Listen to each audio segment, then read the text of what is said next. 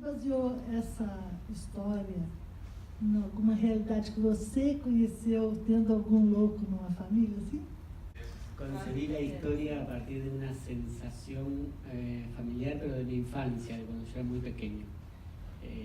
Tiene que ver con los pequeños gestos de violencia que uno va viendo en lo cotidiano. Hay en la obra una pregunta acerca de qué es la locura, ¿no? Si esta necesidad de decir la verdad todo el tiempo, de los supuestamente locos, o nosotros que todo el tiempo nos escondemos. Las máscaras. Sí, las máscaras y todo lo que no decimos porque al otro lo va a hacer sentir mal, o, bueno, esta manera de violencia, de decir la verdad que tiene el loco, digamos, sería inconcebible vivir así, ¿no? É o louco mais lúcido que eu já conheci. É o único, né? Muitos falam isso, né? A plateia em geral fala isso, né? Da lucidez deste louco. Quem é E aí o eles louco? mesmos se questionam, como você colocou, a sua proposta ela vai adiante, né? Você consegue a sua missão, porque as pessoas saem se perguntando quem é o louco, né? Assim, é quem fala a verdade ou é quem vive a hipocrisia da sociedade, que a gente às vezes precisa dela até para manter determinados papéis, né? As coisas estão como estão, então vamos deixá-las como estão. E chega alguém para dizer que o rei tá nu, né? Como aquele ditado, não sei se lá em Buenos Aires vocês conhecem também. Eu gostaria de fazer uma pergunta para o autor. A sua relação com a psicanálise, tem alguma? Yo soy argentino.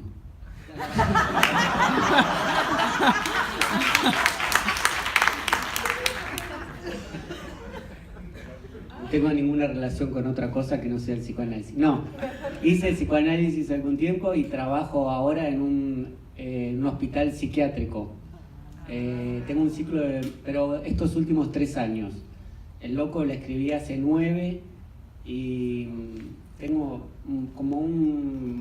me gusta el tema de la locura o la supuesta locura de las personas, etc. Me interesó siempre. Voltou a dizer que sofreu Y me bullying. interesa mucho el tema de la microviolencia, de los vínculos y las microviolencias esas que en general naturalizamos, digamos, esos malos tratos que nos hacemos en las relaciones después de un tiempo, viste que empezás a dejar pasar algunas cosas, algunos destratos, y como eso se convierte en violencia en algún momento, ¿no? E você, Leonardo, você baseou em alguém para construir o seu personagem? Não, eu sempre pensei muito a respeito dessas violências silenciosas, né? E dessa dinâmica familiar. Eu acho que todo esse processo é dialético, né? Assim, no sentido de que um vai formando o outro e vai formando aquele ambiente também, ao mesmo tempo que vai sendo formado por aquele ambiente. Então a gente tem que olhar sempre para a dinâmica familiar quando a gente vai falar de alguém, né? Da história de alguém. Todo mundo tem mãe, mesmo que não conheça, todo mundo teve mãe, mesmo que não tenha hoje, enfim.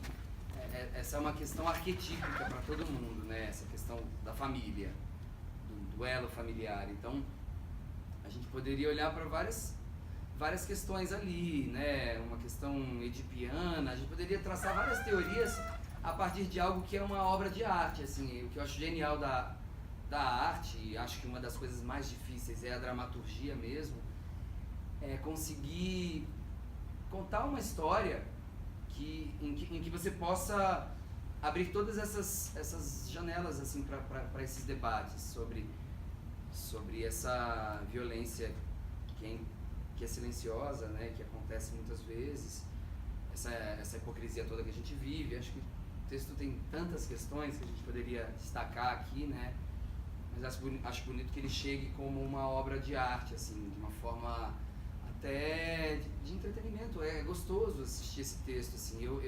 Para mim foi uma surpresa muito grande, acho que pra gente, o quão divertido ele é, né, como é gostoso fazer essa peça, ao mesmo tempo que a gente fala de coisas que são sérias, né, uma violência familiar, papéis todos, né, cristalizados, como existe uma pressão muito grande. Acho que a personagem da filha é muito bem escrita, né, porque ela quer sair dali, ela quer romper com aquilo, com aquela doença, de certa forma, né, e ela quer sair, mas a doença está nela também, porque ao mesmo tempo ela está negando tudo que ela é, enfim, dá para desdobrar um monte aqui. E ao mesmo tempo a opção, o caminho que ela elege para sair dessa situação, ela se sabota dessa forma. Então ela cava também a própria cova se ela se mantivesse nesse tanto aqui quanto lá, né? Assim, deixa, acho que a personagem no final, talvez, deixa num questionamento sobre de fato o que é sair quando está dentro de nós, enraizados algumas violências cotidianas que todas sofrem e eu como mulher, e assim, a gente tem também uma outra leitura, né, desse espetáculo, desse texto, bate diferente para uma mulher, provavelmente, do que para um homem quando assiste. Assim, uma outra questão que a gente pode também levantar. E o Elias sempre falou, assim, que o texto é bom, nesse caso, inclusive, quando ele mostra as coisas, ele não explica, ele mostra essa família. E você é cativado por esse cara que fala as coisas de um jeito que você não acompanha, tem uma lógica própria, né? Essa mãe que tão submissa, ela, eu não Mas sei. também é louca, né? Muito louca, né? Muito louca, porque ela vai seguindo adiante. Representa muitas mães que existem na maioria das famílias. Principalmente as gerações mais antigas, isso acontecia muito. E o mais engraçado é que o que mostra está repetindo o processo com a filha. Porque o noivo, o namorado, ele de uma certa forma, ele repete o que acontece. Totalmente. Outra coisa que eu queria colocar, eu gosto muito do cinema argentino. E o argentino, ele tem uma forma simples de expressar e colocar dessa forma que toca tanto. Isso acontece tanto nos filmes, e acho que é o primeiro espetáculo que eu vejo, né, do autor argentino. Então, parabéns. Obrigada. O texto é bem sucinto, né? Ele é interessante por isso. Porque às vezes você pega um texto que explica tanto, que vai falando tanto. Aqui não, ele fala uma coisa, depois na quarta cena você fala, nossa, mas ele já tinha falado isso ali na primeira, então é tudo muito bem, é um entrelaçamento. E a gente mesmo vai descobrir, nossa, ela falou isso porque lá na frente ela fez uma outra coisa, ou ela quis dar a entender, porque eu defendo ele o tempo todo e sou cruel com a minha filha. Eu não fiz nada do que ela quis.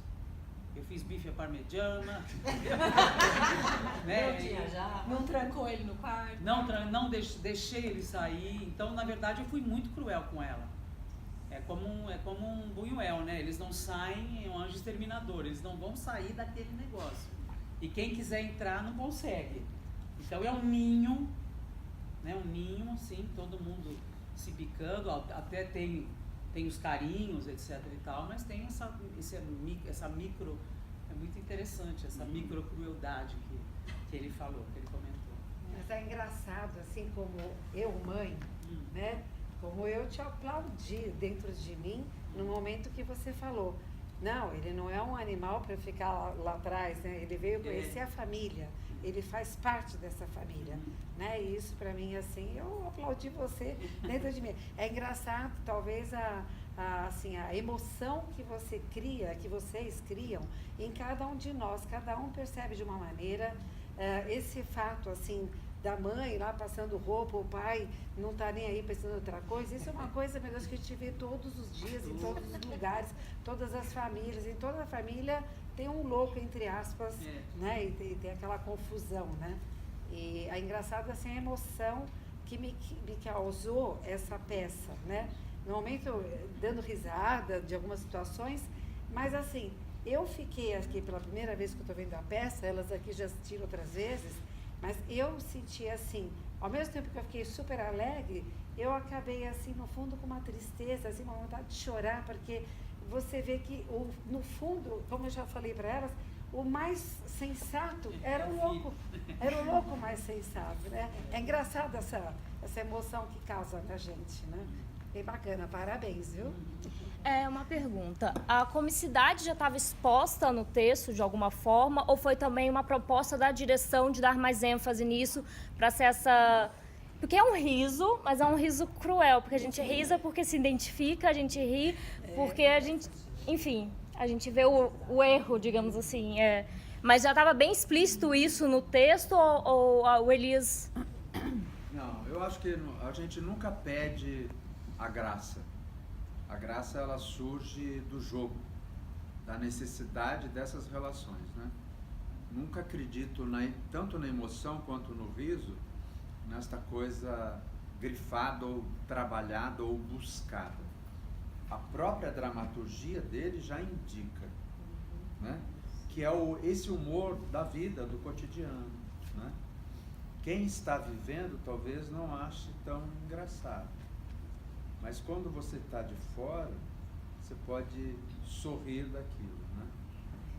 Eu acho que isso que a dramaturgia dele me comove, porque ela coloca esse louco, que somos todos nós, como o artista espiando a realidade, com consciência plena daquilo, falando todas as verdades, né?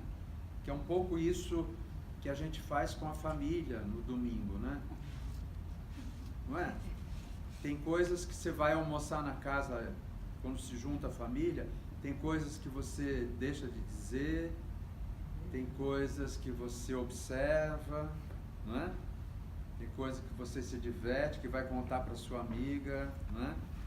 Então a gente está sempre um pouco de fora disso, né? Dessas relações familiares, que eu acho que é muito próximo isso do artista e da psicanálise, né? E quando a gente se trabalha, a gente sofre todas as dores e consegue rir de todos os defeitos e qualidades que a gente tem. Eu queria saber como é que o texto chegou para esse grupo de atores, como que o Elias chegou até esse grupo de atores. E uma outra coisa, eu queria saber sobre as outras montagens em tantos outros países. Se a montagem vem como uma franquia, ou se é sempre diferente em cada país. Enfim, fala sobre isso. Bom, o texto chegou ao grupo porque eu, a Dani, né, nós temos a produtora, a Néctar, e a gente foi a Buenos Aires assistir os espetáculos. E aí, na ocasião, nós assistimos El Loco e la Camisa, no Teatro Picadeiro. E foi até ocasional, assim, eu tinha uma noite livre, não sabia muito bem o que assistir e tal, e um pouco de última hora consegui chegar no Loco. E para mim foi muito impactante assistir esse espetáculo lá. Lá na Argentina o Nelson também dirige, né, ele é o dramaturgo e o diretor. E foi tudo tão... Eu voltei muito impactada mesmo, assim, muito comovida pelo texto, com a maneira como ele coloca essa história em cena. É quase cinematográfico, assim, é cruel sendo leve, tem humor, mas tem a dramaticidade, mexeu comigo, com as minhas emoções. Então eu decidi, nós entramos em contato com o autor, perguntei se os direitos estavam disponíveis e ainda bem que estavam para o Brasil. E aí nós levamos o projeto adiante e conseguimos reunir esse elenco. O Elias Andreato também entrou para assumir a direção e acho que não podia ter escolha melhor para esse trabalho. E aí o projeto aconteceu e estamos aí ainda em curso, porque ainda terão outros desdobramentos agora desse espetáculo mais para frente. E dos espetáculos montados no mundo?